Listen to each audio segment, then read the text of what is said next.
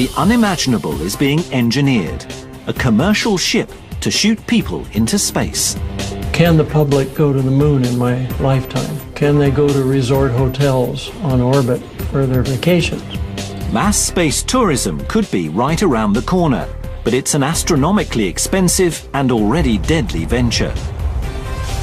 Is this the beginning, or the beginning of the end?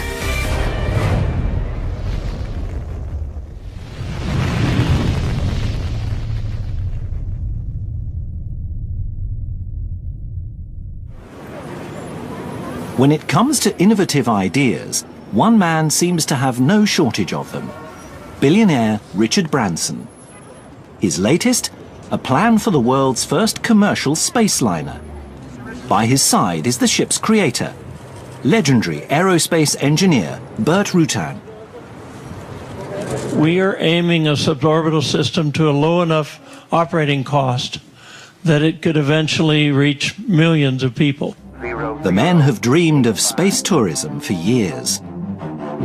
I'd seen the moon landing as a young boy. I assumed that one day I'd be able to go into space, and soon realized that governments were not really interested in you or me going into space. So in 1991, I embarked on a mission to try to find a technician or engineer who could build a reusable spaceship. It wasn't until I met Burt Rutan that I finally found the genius, the engineer that could make it all possible. I originally met Burt through my ballooning expeditions. I was attempting to be the first person to be able to cross the Atlantic in a balloon. And then on any flights that we attempted to try to be the first to fly around the world in a balloon.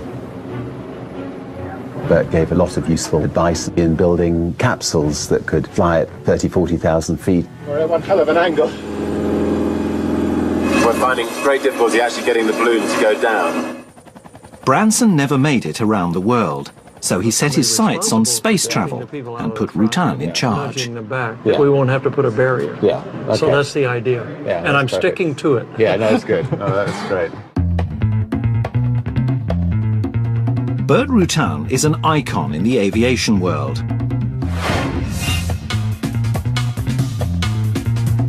He rapidly gained fame in the 60s and 70s for his innovative approach to design.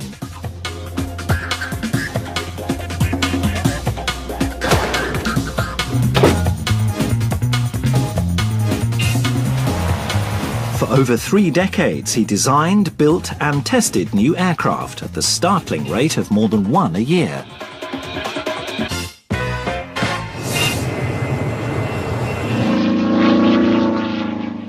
In 2004, Burt unveils Spaceship One, his entry for the $10 million Ansari X prize, a contest to spur space tourism. So you're going to come on the horn after he touches down and say, "Show me the money, right?" Coming in 10 seconds, Brent. Burt has designed a plane that can fly to the edge of the atmosphere, then drop its cargo. Release. Fire.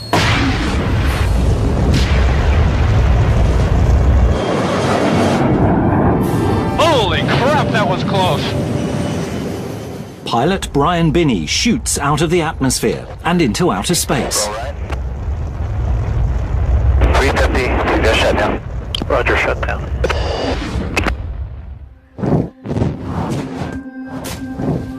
Well, it's really quiet up here. Copy.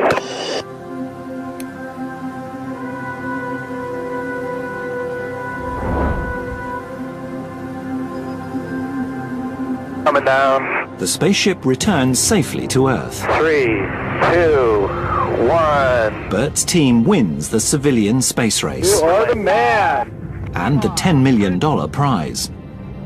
If I could please invite onto the stage Burt Rutan, the designer of the first private spaceship, Spaceship One. Burt? Burt takes to the stage with his backer, Microsoft co-founder Paul Allen. I was thinking a little bit about that other space agency. The big guys, I think they're looking at each other now and saying, we're screwed. Because I'll tell you something, I have a hell of a lot bigger goal. And you know what that goal is? I absolutely have to develop a manned space tourism system that's at least 100 times safer than anything that's ever flown manned to space, and probably a lot more. I have to do that.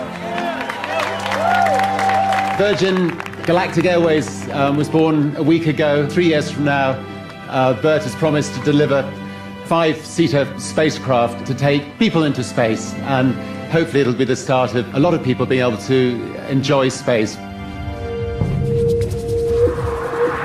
They set up shop in Mojave, California, where Bert's company Scaled is based.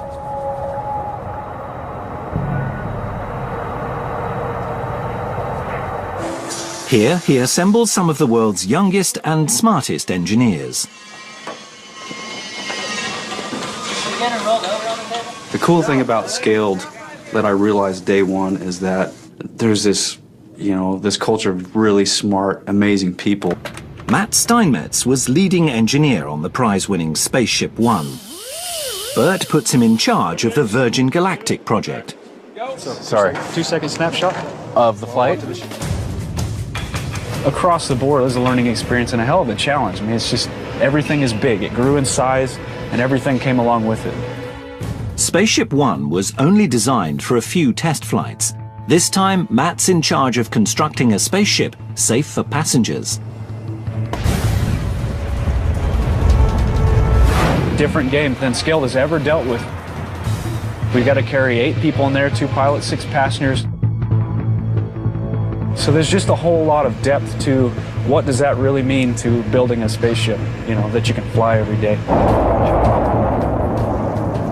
To succeed, they have to do what only 3 governments have done before them: put human beings in space.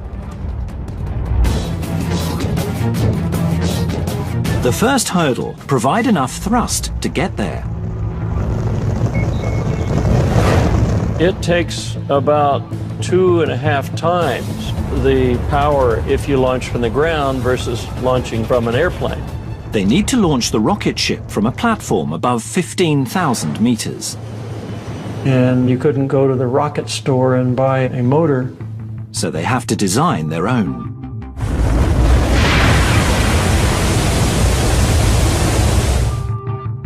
They also need a way for the ship to re-enter the atmosphere without breaking apart or burning up. Being able to do that and still be able to glide and land on an airport, that was the big aerodynamic challenge. 50 degrees. Did I say 50? So I set out to develop something that could be thrown at the atmosphere at any angle, and it would itself straighten out. Well, pretty stable, huh? Nice and stable. That's why we call her feathered reentry, because like the little badminton shuttlecock, you can throw it backwards, but it straightens out.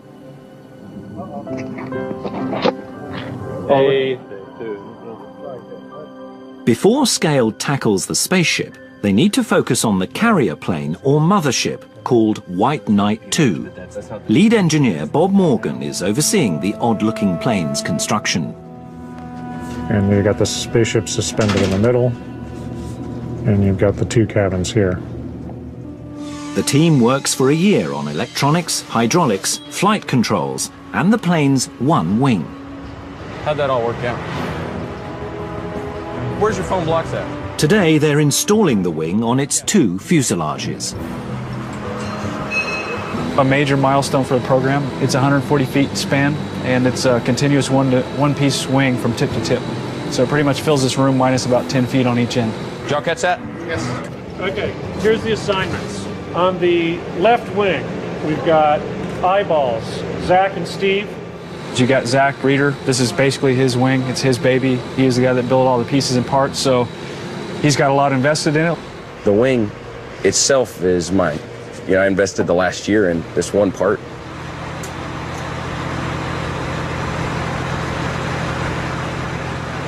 Aft. Okay, give me a little more. If it bumps the tops of the rods, we're not going to freak out.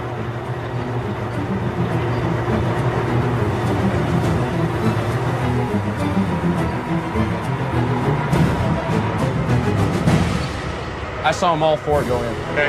Home. Yes, our home. It's a huge step for the team.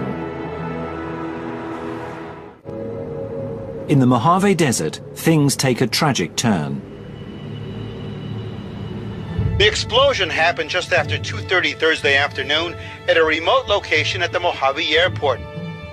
3 scaled employees are killed in a rocket test explosion. It's the company's first fatal accident.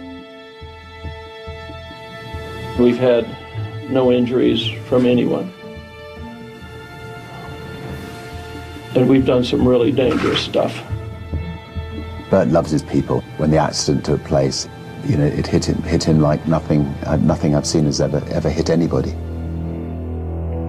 A bunch of guys out in the desert working, you know, just working. It's just a kind of a weird chance thing, and to lose your friends like that, people you see every day, it affected us all a lot. Shortly after the accident, I was very sick for about 8 months, and I was out of the picture. Bert, his health deteriorated just, you know, suddenly. It was a lot of chaos, a lot of turmoil. A guy like me, you know, I'd been here a long time, seen a lot of things. I thought, it's over. Not only did I lose friends, but I think all the great things that were scaled are done. So, you know, it was really, really, really hard.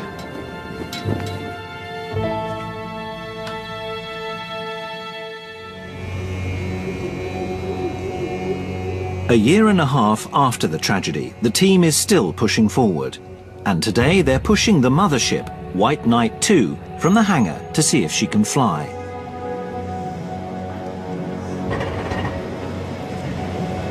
It's the big day. It's the worst day and the best day all in one. For project aerodynamicist Jim Teig, this flight will test 4 years of calculations and design. You got to figure out, you know, where you're right, where you're wrong, what assumptions you made were valid, which were invalid. The guys who fly the airplane are my friends, and I don't want to see anything happen to them. Ever. You know, so it's an emotional day. White Knight 2 has never been wind tunnel tested, so the only way to find out if it flies is to take off.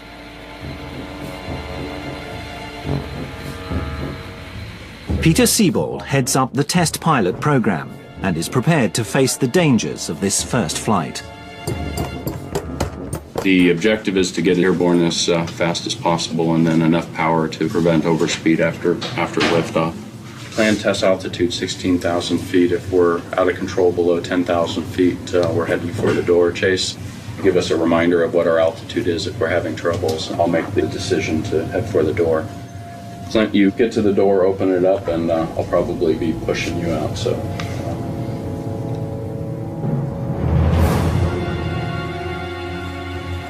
You've got to always keep that in mind. We're doing something that could conceivably kill somebody. And it sounds harsh, but you have to think about it that way. They've designed and modified, calculated and recalculated. But it's a radical new design, and there's no guarantee that it'll fly. I believe we've done everything we can to test this out, and hopefully it works. Thanks, Steve. All right, Steve, aircraft status. Chocks go. All right, go ahead and pull the chocks. I'm on the brakes. Oxygen. 100%. Commodore 30. All right, Clint, what do you say? I think today's a good day to go fly. Let's go. Chase, Scat 2-1 is rolling, taxiing into position and hold. Chase copies. We'll get in position.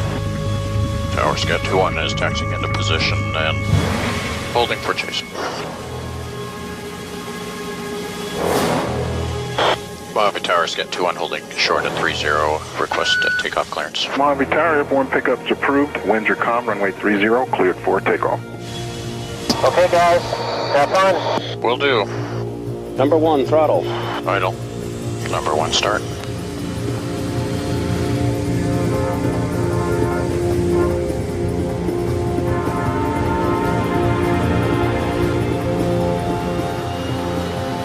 Power set. There's 40. 50. Good cross check. 60. 95. 100. 105.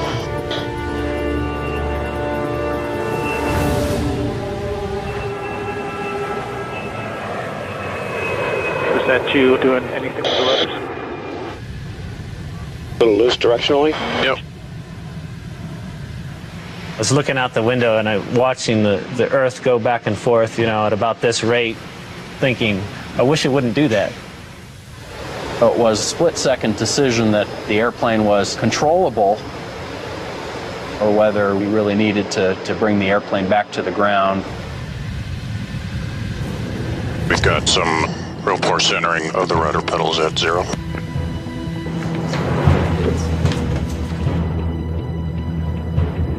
Base from 2-1 on hot mic feels like might have pretty significant rudder lock issues. I think they're going to get worse with altitude, but if he goes faster, it's going to get more pronounced. TC, make sure they watch their speed, and if they keep it slow, otherwise the forces are just going to get worse. We're just working through how to control the rudders here. All right, Clint, we'll need to get your feet on the rudder pedals. Back to scale. And just whatever you do, don't get dynamic with it. Just keep your pedals, just lock them. Perfect.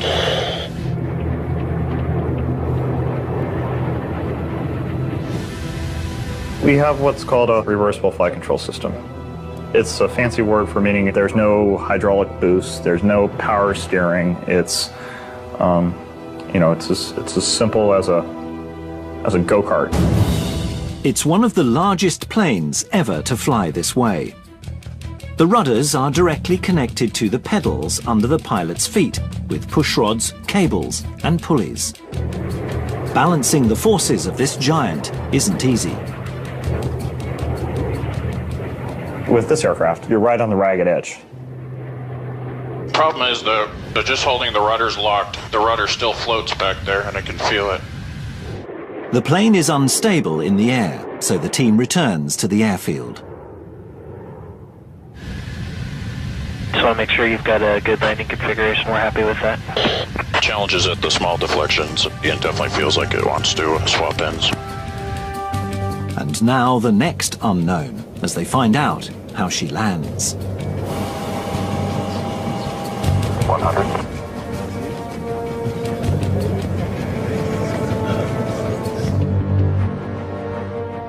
Ten. 107. 3, 2 inches.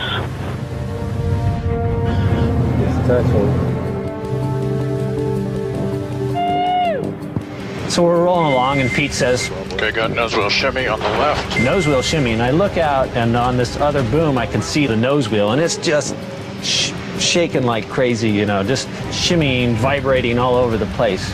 It's still going. No, I'm just going to get it stopped. So I'm sitting there thinking, oh wow, I wonder when that's going to snap off.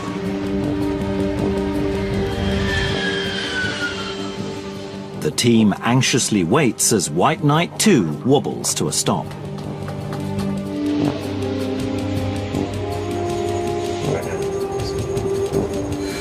The 2-1 is clear of the runway. Congrats, everybody.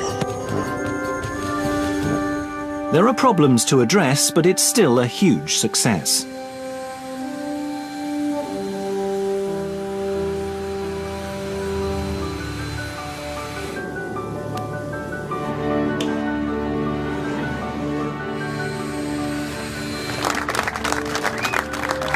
By the time we pulled up in the chocks and got out, Bert came to greet me and whispered in my ear, "We think it's the gear." What I didn't realize until the flight was that the gear, when it's down, the landing gear, actually affects the rudder in a different way.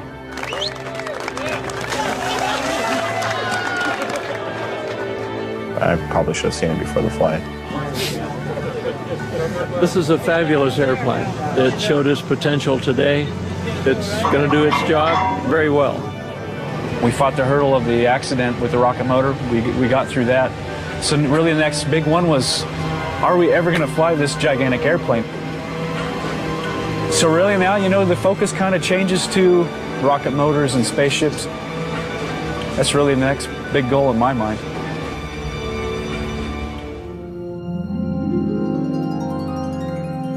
Only 450 people have been into space. The surface has hardly been scratched. I looked at the big picture. I looked at what things could happen. Can the public go to the moon in my lifetime? Can they go to resort hotels on orbit for their vacations? 10, 20 years from now, we could start flying 100,000 people. If commercial space travel can succeed, then anything is possible in space. Rutan and Branson's vision for taking tourists into space is forming here, behind closed hangar doors. All the buildings are numbered, of course, because we're not creative enough to think of real names. So that's 78. We're headed to 63. Okay, let's go back a little bit. Are we straight on? The team hopes that Spaceship 2 will be the first production spacecraft of the 21st century. This time, aerodynamicist Jim Teig is lead engineer.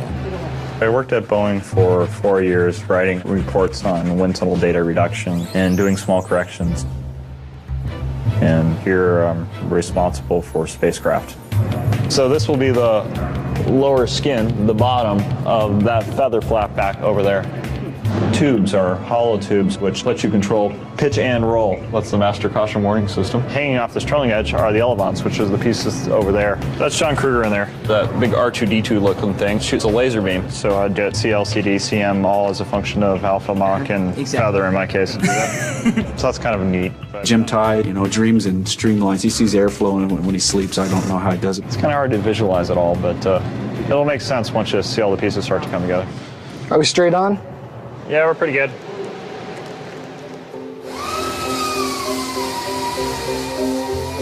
Bert had a desire to make a bigger vehicle so the passengers could enjoy space and float around.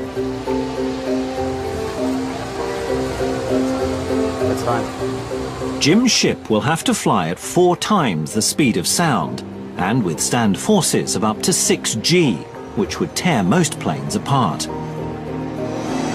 Okay, Clicos. Not too tight. Wait for the shot bags.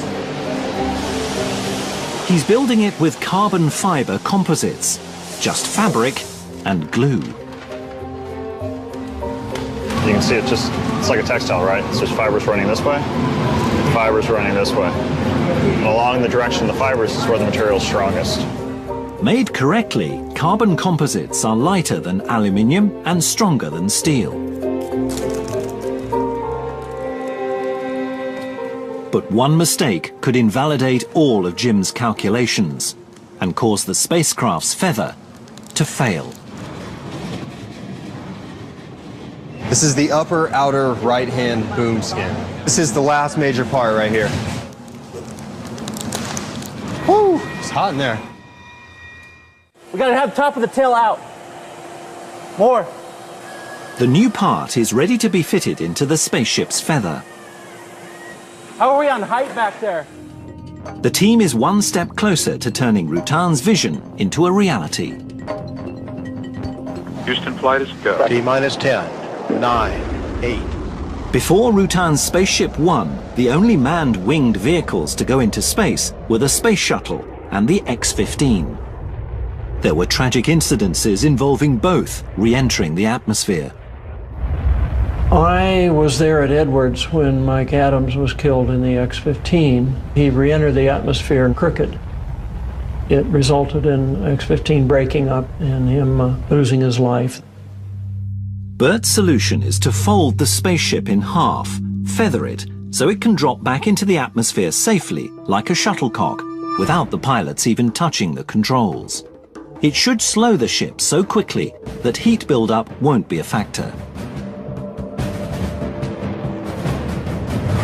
Then the pilots will reconfigure the craft as a glider and land back on Earth.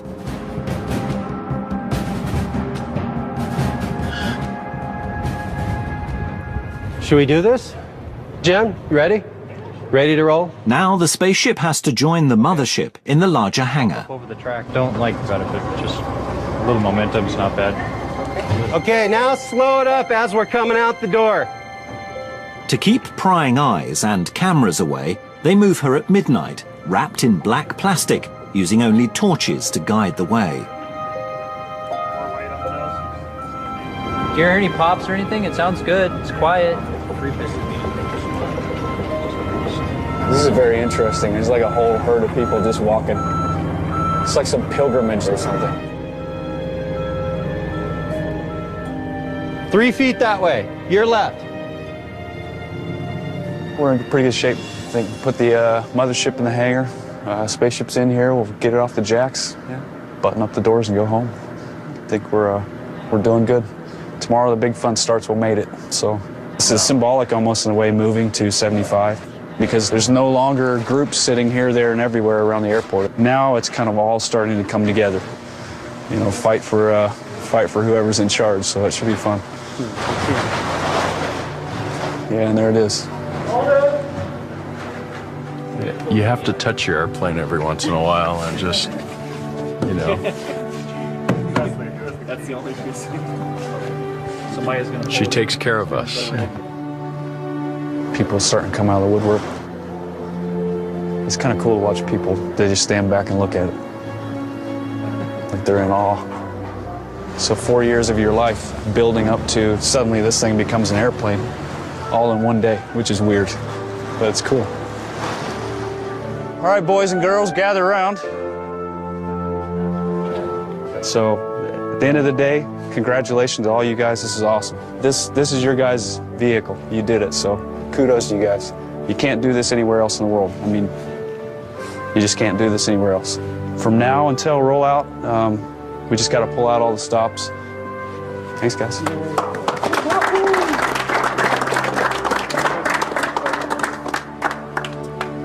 See you at 7. See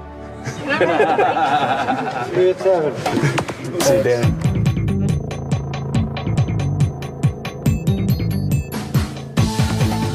Aerodynamics finally takes a back seat to paint and graphics as the team prepares to reveal their creation to the world.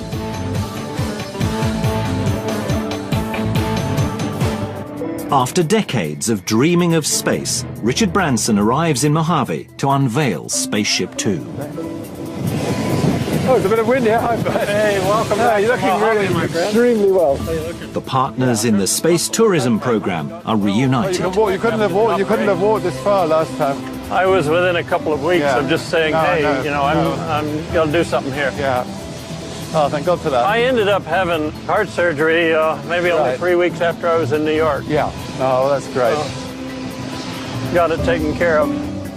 The friends take a look at the cockpit of the mothership that will carry both the spaceship and, in the other fuselage, the astronaut trainees.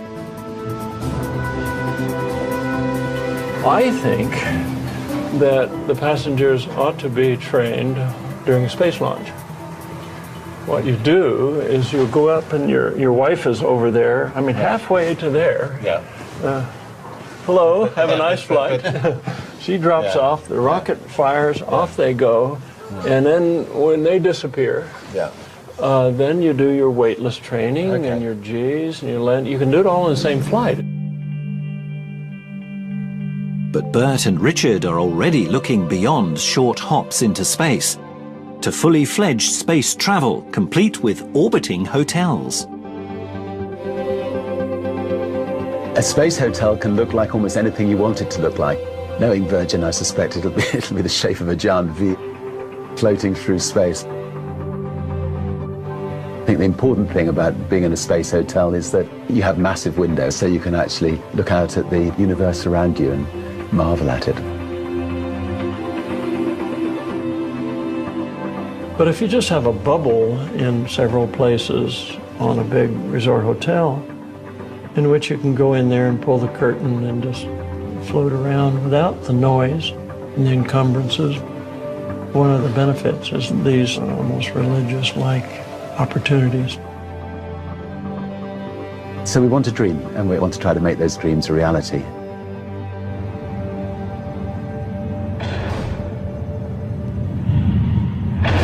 I have to tell you that there is a lot of cool things that you get to do when you're governor.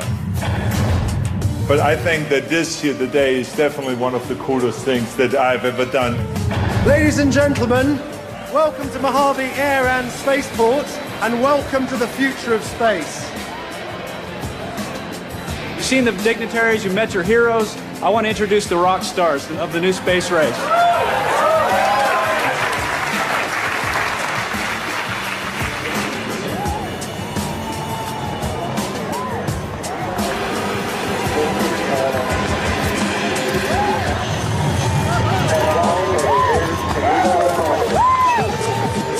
It's not the sexiest spaceship ever. With the unveiling comes much celebration, but the world's first spaceliner still faces many tests.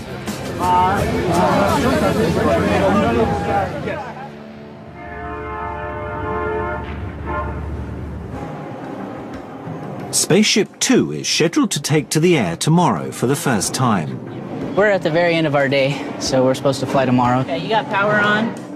Tomorrow is really the start of the spaceship test program. We don't do any wind tunnel testing. We build them and go fly them. The planes are wired from nose to tail with sensors that monitor stress and movement. Like a complex nervous system, they'll give the ground team critical real-time information. This is our first chance to see if the predictions we make in a computer analysis match reality. You got to have the data going down to the ground station from the airplane in the air, so there's just all this stuff that's all tied together. Okay. Wes Purcell is in charge of the data transfer between the ships and the ground station.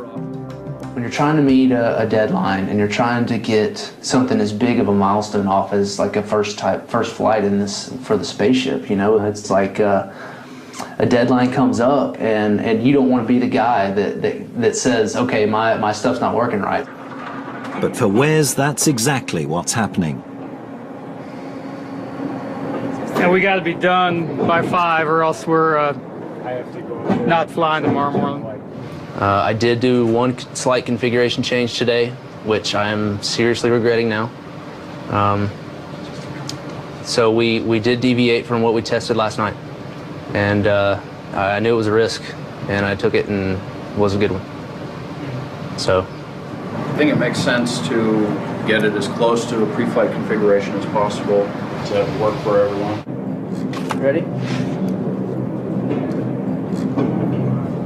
Anything? It's at 0 right now. There's Alpha. Talk to any telemetry engineer, and I think they'll tell you that that sometimes you get problems that you scratch your head over. You're not sure exactly what it is. Tell me within 5 minutes and it's a miracle. Nothing impressive, but otherwise I'd say let's just. We don't know what's going on. I'd say. Let's just pull the plug. Let's wait. I understand that it's not going to work exactly the way I want it to, but you still want it to work. All that stuff. But yeah, we're going to knock it off for today. So not flying tomorrow? Not flying tomorrow. Okay. We're close. We'll go have a great day Monday. Don't look so sad, Wes. Why not? We're not flying tomorrow. Yeah, let's go. Turn and burn.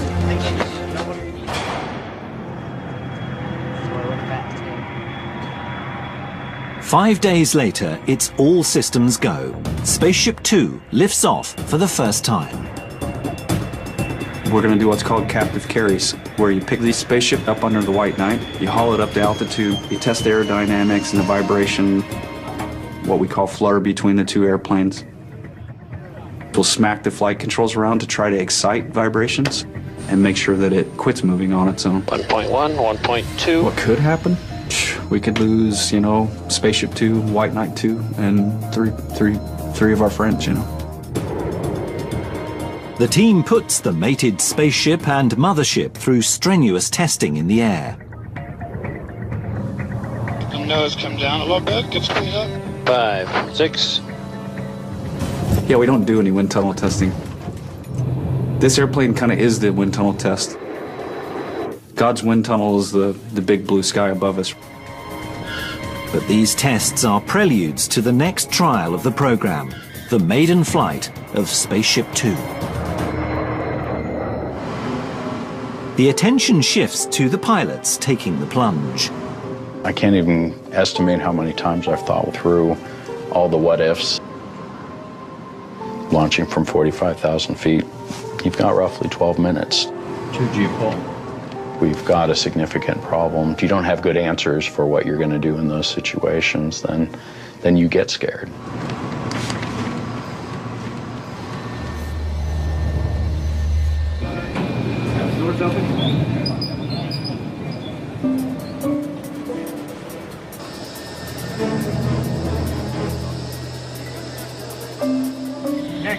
Finally, test day. The team prepares for the first flight of Spaceship Two. All right, good morning, everybody. It's time. We'll finish briefing here by 6, step to the aircraft, hoping to start it by 6:20 to make a 7 o'clock takeoff. We'll climb to altitude and drop when we're ready for it. It'll be the first time that spaceship's flying on its own.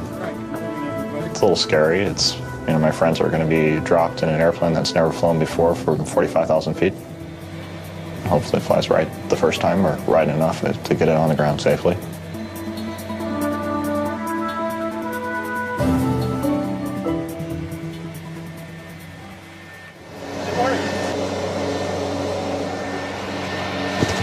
Yeah. Oh, good. Nice to see you. Good luck. Exciting. Any concerns? The only challenge is it's a short flight, so yeah. We've got to figure out how to fly it in a pretty short amount of time. Yeah. But good luck. see you Thanks very much. Cheers. Yeah.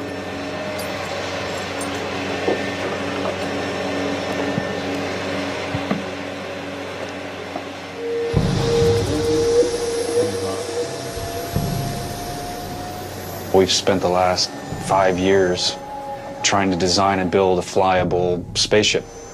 It's the first glide flight, first no-kidding flight on its own. Does it fly right, and can we, you know, navigate, maneuver, and get back to home? So it's a pretty big deal. Mojave ground, Scout 4-1. Scout 4-1, Mojave ground, loud and clear, honey. 4-1, flight ready to taxi. Loud and clear, taxi White Knight 2. Taxi runway 30 and variable 4 altimeter 3016. The first time an airplane flies, usually you take off just a little bit, and you get a little bit of daylight underneath the wheels and set it back down. With Spaceship 2, that's not an option because it doesn't have a propulsion system that lets it take off by itself. So the idea is actually to go as high as you can, which seems maybe counterintuitive, but it gives the pilots the maximum time possible to figure out how to fly the airplane, or if things are really bad, get out of the airplane.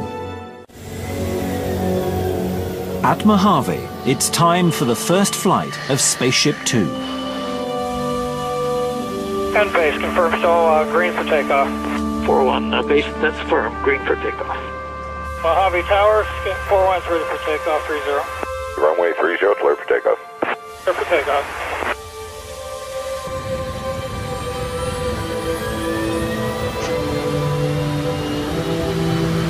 Here we go. Here we go.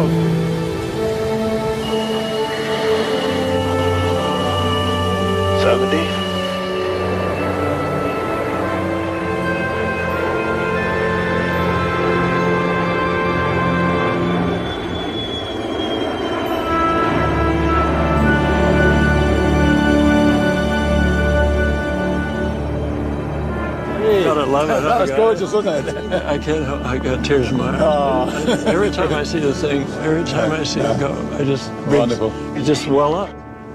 We're going to go to a much higher altitude than we would typically fly a first flight. We'll be up near 45,000 feet. Base, how's everybody doing down there? We're looking good, 2-1 from scaled base. Mojave Tower, Scout 2-1. 2-1, Mojave Tower, mission loud clear. Scout 2-1, 3 minutes.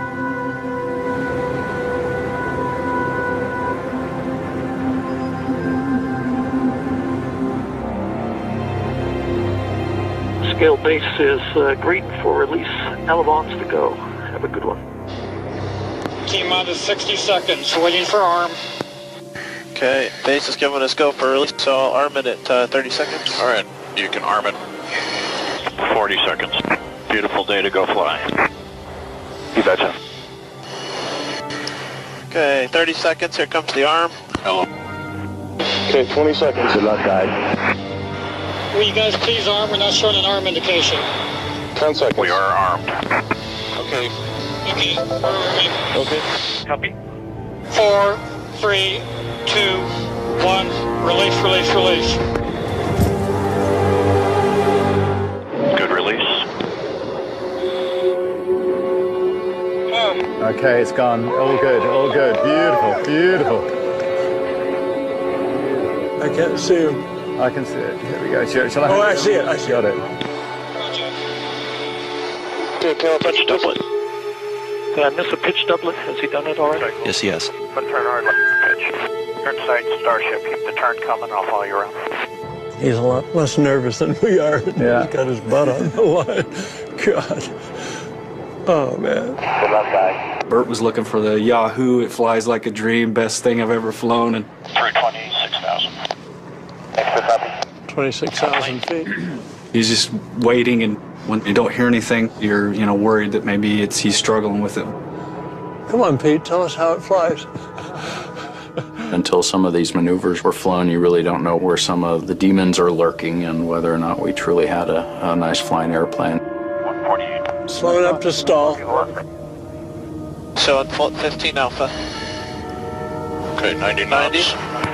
Complete. 93 minutes speed. What a beautiful flying airplane. Hey, hey, hey, hey, hey! Woo! Woohoo! Yeehaw! Friday said it's a beautiful flying airplane. Oh, that's great. Beautiful flying. Doesn't usually use words. God, that's great. It's a good airplane. Beautiful. Well done. Here we go, Tooch. It's got a good airplane. Hot damn.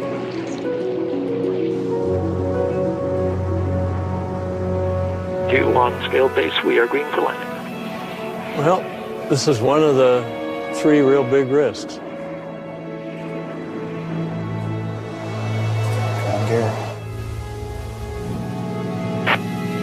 Gear is out. Looks like all 3 are locked. Negative nose. Going to the emergency. Chase from base. Say again, nose gear status. Negative green on the nose. Nose looks good from Chase. Nose looks perfect from Chase.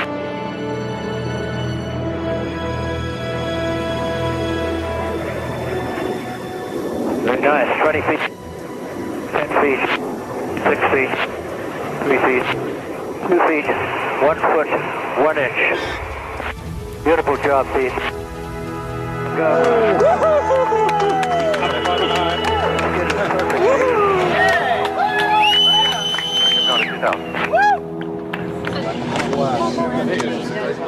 I can breathe now. There's a lot of really talented engineers who've, done the design of the airplane, and the folks who've put the airplane together are extremely gifted people, and I would trust them with my life. It was good. That's cool. He's just checking things, I think. Well done. Yeah. Good job. Thanks, Bert. Super job. Excellent. Fantastic. It was the best flying airplane. It was just amazing. Wonderful. Oh, that's great. It looks so lovely. Why didn't you tell us earlier? Pete was able to just kiss the ground with it, And when you do that, you've got and you've never flown the airplane before. You've never landed it. What that tells you is you've got a phenomenally nice flying machine. There's plenty to celebrate today, but the real celebration seems to be galaxies away. Taking a shuttle to the moon may one day become a reality, or it could forever remain a dream, lost in space. Discover the secrets behind the massive impenetrable